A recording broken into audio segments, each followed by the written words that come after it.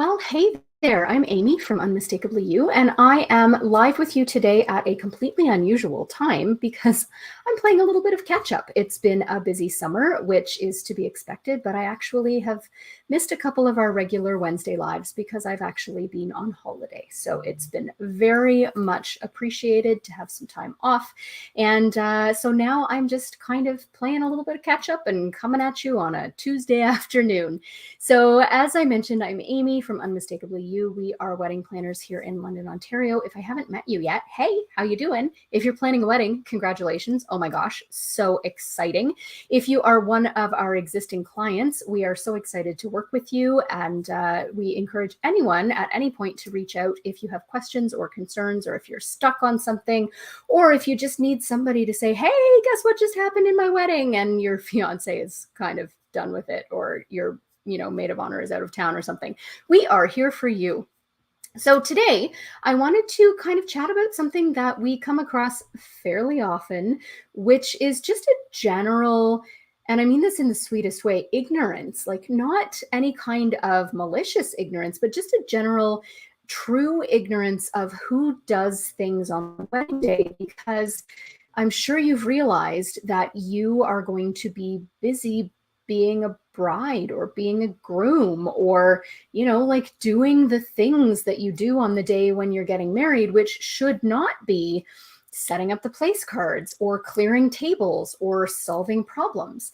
And so today I just want to talk about who does that. Like, who does those things? If it's not you who's setting up your place cards, if it's not you who's packing up at the end of the night, if it's not you who's clearing the glassware from the tables, who is it? Who does that?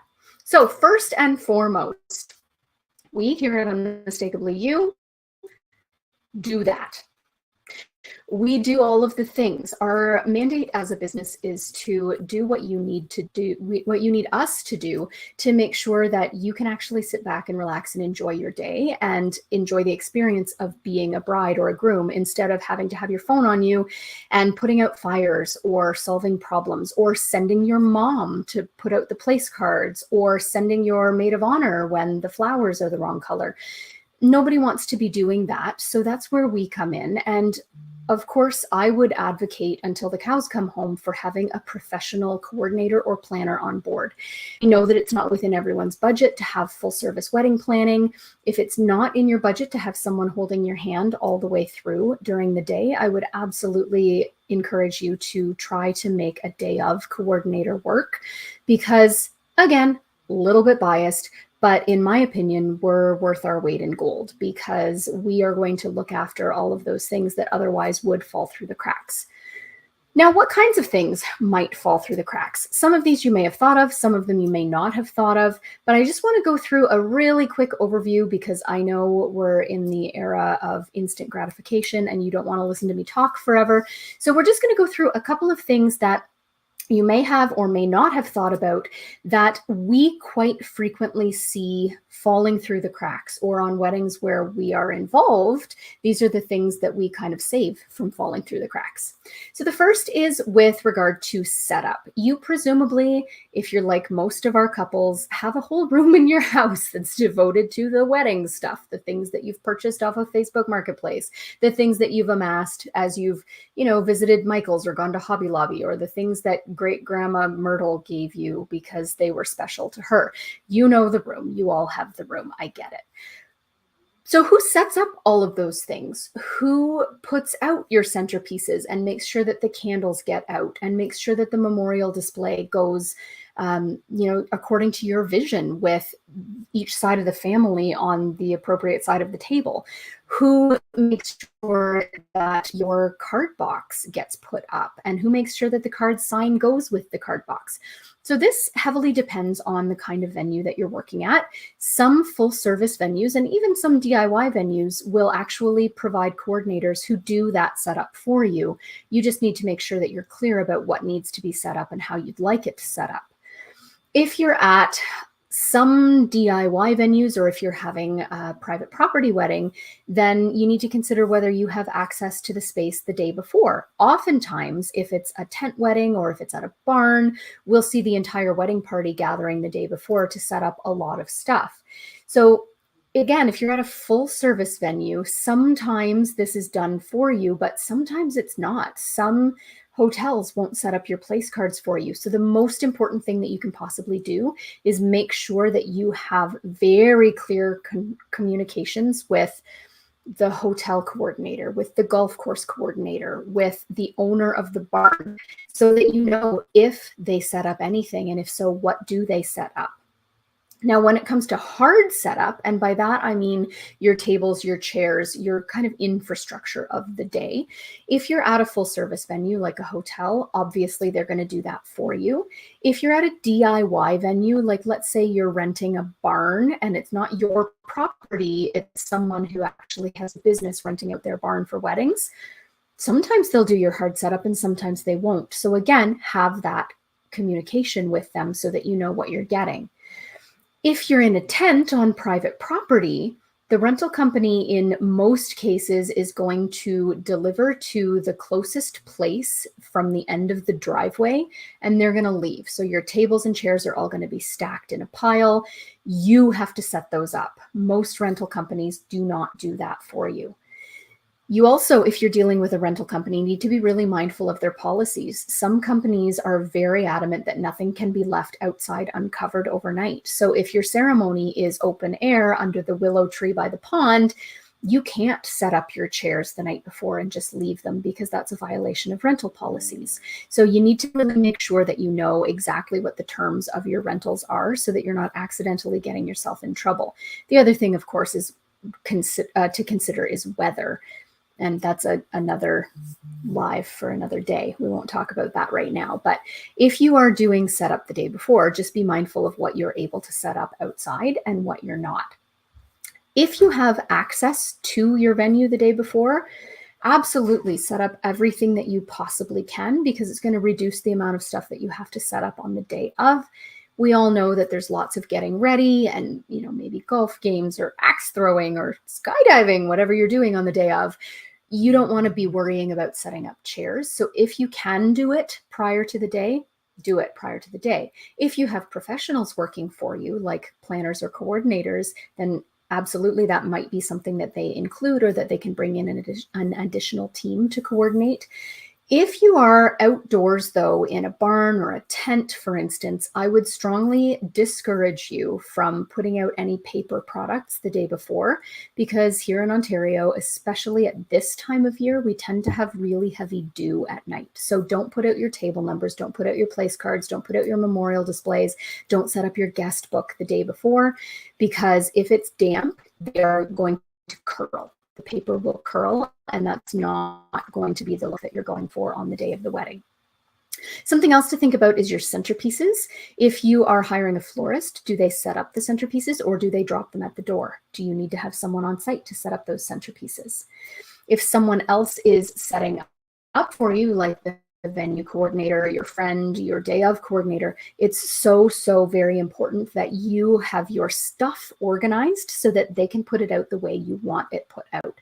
When we do a day of coordination, we are constantly asking for setup diagrams or photos, or especially seating plans with each guest labeled, because I live in fear of setting up place cards, and we always talk to our clients about the way that we want them set up so that we can ensure that we get the partners together around that table. I live in fear of putting grandma here and grandpa here, because I don't necessarily know who the partners are. Or, if you've got a sister-in-law and a brother who she didn't take his name, then how do we know they're meant to sit together? So those kinds of things, diagrams, setup charts, making sure that your place cards are pre-organized are so vital, so that if you have your best friend Mary setting up your seating plan and putting out your place cards, she knows she can just place those cards clockwise around the table, and she's going to get those partners together instead of having to play guessing games or sort them out. Heaven forbid you just throw all of your place cards in a box and somebody has to sort them into tables and figure out who sits beside whom on the day, because that can take hours. Trust me, I've been there and done that. Now, with regard to your ceremony, you're going to want to think about a few things. If you do not have a planner or a coordinator, you're going to want somebody who's going to make sure that all of those pieces connect. So, for instance, speaking with your DJ or your ceremony musician and cueing them as to, here's the actual start time of the ceremony. We're good to go. Let's go now. Making sure that they know, let's say, how many bridesmaids are walking down the aisle so that they know when to transition into that song that's just for the processional of the bride or the brides. You want to make sure that you have someone who has eyes on all of your VIPs. We don't want to start the ceremony without Grandma Myrtle. If she's running a few minutes late, you need to have someone who knows that she's not there so that we don't start that ceremony too early. You also want to think about who's going to cue your wedding party for the processional. So is that something that your officiant is going to do? Maybe that's something you want to have a conversation with them about at one of the meetings. Or if you're interviewing officiants, that's something you'll want to talk about if you are not going to have a really involved venue coordinator or a planner or a coordinator on site, because it's not as easy as you might think. You, as the bride, are not going to want to be climbing out of a limo and somehow making sure that your fiance doesn't see you at the same time as you're trying to line up your wedding party and make sure that they go down at an appropriate distance from each other. So thinking through those things is going to be really, really important, and having someone to manage that. Again, plug for a coordinator. If you can possibly have a day of coordinator there, that's going to take an awful lot of stress off of you. If that's not manageable, though, maybe you want to ask a cousin to handle that for you. Just make sure that it's somebody who's at the rehearsal so that they understand the way you want things to flow. When it comes to cocktail hour and late night food, I'm kind of grouping these together, even though they tend to happen at different points during the reception, because these are the points where oftentimes food is served, but sometimes, especially if you're on a budget, you're looking to do that food yourself instead of having your caterer provide that food for you. Now, if you are having a caterer provide the food, they'll handle this for you and you can step back and enjoy and relax. Now, we understand that this isn't always the case. So if you are, let's say, purchasing platters from Costco or from a supermarket, you're going to need someone to set those out for you. You're going to need to also think through the fact that you need to have service utensils and plates and napkins, and you're going to need to have someone clear those things away. So think about, if you're doing your own cocktail food or late night food, who will do that? When it comes to the end of cocktail hour, who's going to give the cue for your guests to be seated? I always, when I'm coordinating a wedding, want to make sure that I know that the photos are done before I give the cue for guests to sit, because if, for instance, those photos are meant to be done, but they're running 20 minutes late and I cue the guests to sit, then they're sitting there for 20 minutes awkwardly with nothing to do. So thinking about, is that your MC who's in charge of that? If so, make sure you talk through with your MC what that cue is. When do you know that it's okay to have people sit? Who's going to cue the wedding party to come in for their grand entrance? Who's going to communicate between the MC and the band or the DJ and the wedding party to make sure that the right songs play at the right time? Who's going to line up the wedding party to make sure that they come in the correct order that the MC has? So again, this is not probably something that you want to be worried about on your wedding day. So thinking about who's going to manage that seems like a little simple thing, but if it goes badly, it's kind of an awkward start to your entire reception. If your MC is in charge, is someone telling them what to do, or are they just managing things for you? If your MC is truly in charge of managing the flow of the entire reception, then you're going to want to sit down with that MC and have a really clear conversation about your expectations, about what their cues are going to be before moving to the next section of the event. So having an MC who is really confident and competent behind a mic, B, who's not going to be wasted, and C, who is going to be able to look for and manage those cues and give some direction and have the strength of character to just say, hey, wedding party, I've got to gather you now. That might be a really important thing to consider when you're even selecting your MC, but certainly to sit down and talk through with your MC. Make sure that your MC knows the cues that they're looking for. The next thing I want to hit on is bar, because this is something that In a lot of cases, you don't have to really think about it at all. If you're at a hotel, if you're at an event venue, if you're at a golf course, you legitimately don't have to think about anything with regard to the bar beyond it's a host bar or it's a toonie bar, or, you know, we're going to close the bar during dinner. Those are the kinds of decisions you have to make. But if you're at a DIY venue or a tent or something like that, and you're just hiring a bartender, you're going to need to make some decisions and have open communication with the bartenders about things like who's supplying the hard bar supplies. And I'm not talking about the alcohol here. I'm talking about things like corkscrews and jiggers and pour spouts and ice buckets and tongs and bowls for the garnish and bar cloths to wipe up the messes. Is that something that you need to be responsible for, or is that something that the bartenders are going to bring? You also need to have a conversation with them about tips. Are they allowed to put out a tip jar, or are you going to look after the gratuity? Or is it perhaps included in the catering gratuity if your caterers are providing your bartenders as well? You'll need to talk about the location of the alcohol and the mix if the bartenders aren't supplying it. So if it's a DIY venue, if it's a backyard or something like that, where are they going to find the white wine? Is the white wine going to be in a cooler somewhere? You want to make sure that your beer and your white wine, at the very least, are able to be cooled somewhere. If not, who's bringing the troughs or the coolers that are going to be able to chill that in advance of your reception time? You're going to need to think about where the ice is going to be stored and if you have enough ice. And again, that's another topic for another day, but these are things that we always want to make sure when we're coordinating, we have tabs on, okay, there's extra ice, but it's in a freezer in the barn so that we're not panicking when we run out of ice.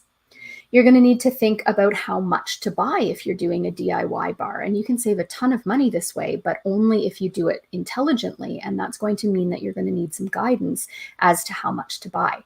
So again, if you're working with us, we provide our bar calculators. If you're struggling with that, reach out to us. I'm happy to provide a bar calculator for you. But those are things that are kind of difficult to navigate by yourself.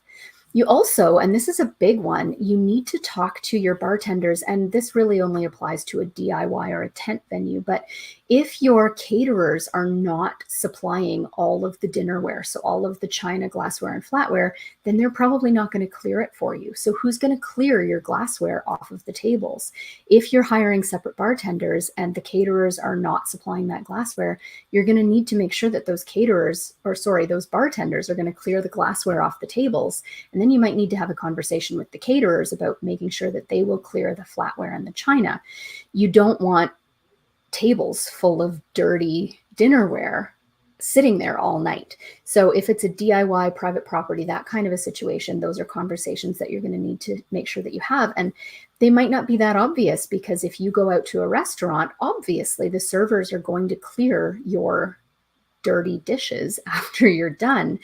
But in a lot of cases, when we're dealing with caterers who haven't provided the plates and flatware or the the glassware, they're not going to clear that for you. So you need to make sure that you have conversations with your bartenders and your caterers as to who does do that clearing. When it comes to the flow of dinner, speeches, dances, and making sure that there aren't awkward large gaps, you're going to need to make sure that somebody's in charge of that. Again, plug for a coordinator. We are always there making sure that the head table is fully seated and that all the parents and VIPs are in the room before we start anything big like a speech or a first dance. If there's no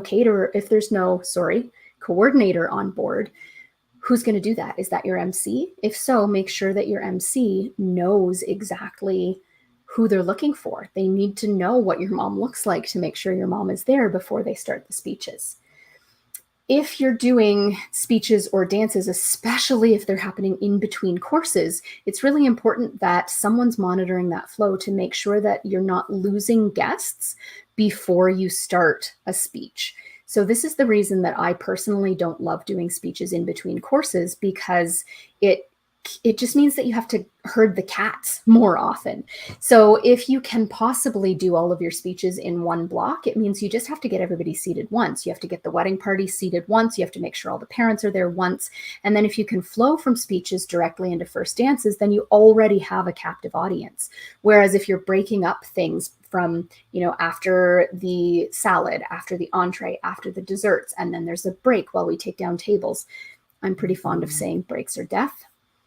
It's challenging just because people will disperse. People will go to the bathroom. People will go out for a smoke. People will be standing by the bar chatting.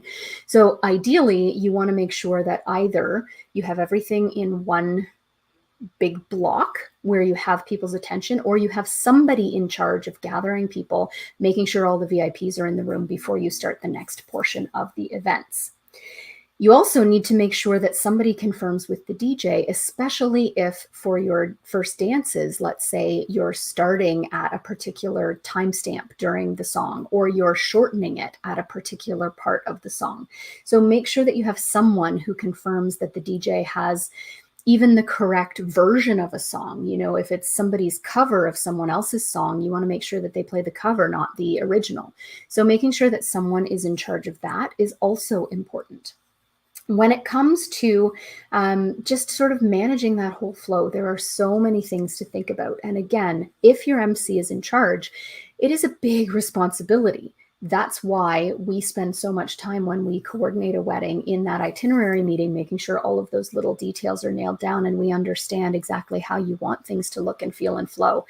If your MC is in charge of that, you better be picking an MC who's able to manage it. I mean, your cousin Eddie, who's hilarious, is probably a great choice in terms of, relating to the guests and his personality behind a mic. But if he's going to be drunk and not at all cognizant of the flow and making sure that all of the VIPs are in the room, then perhaps cousin Eddie is not the way to go. So I'm going to stop talking at this point because there are so very many more things I could talk about.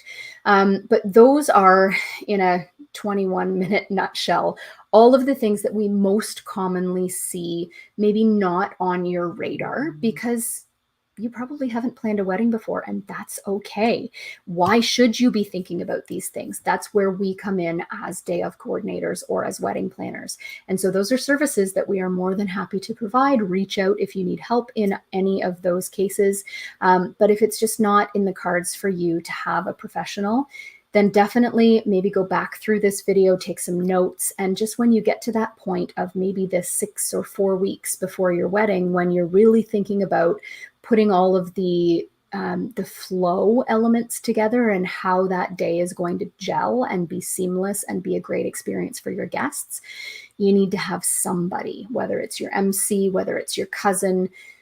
I hope it's not your mom, because hopefully mom is able to enjoy the day, but do have someone in charge of the flow and of the setup and of the teardown and all of those things so that ultimately you can enjoy your day.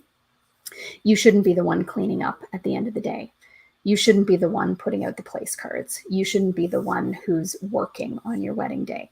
So make sure that you think about all of those things, have a team ready and sober to tear down, make sure that you have your boxes clearly labeled so that they can put everything back where it belongs. At the very least, make sure that your cards and gifts get taken at the end of the night by someone responsible. Don't leave them at the venue. Don't leave them in the tent. There are so many things, folks, and we are always here to help. If you have questions, don't hesitate to reach out, amy@unmistakably.you.com. We are here to listen. We are here to advise, and hopefully we can also help you to make sure that your wedding day goes off without a hitch. So until I see you again, happy planning, take care, and have a great day.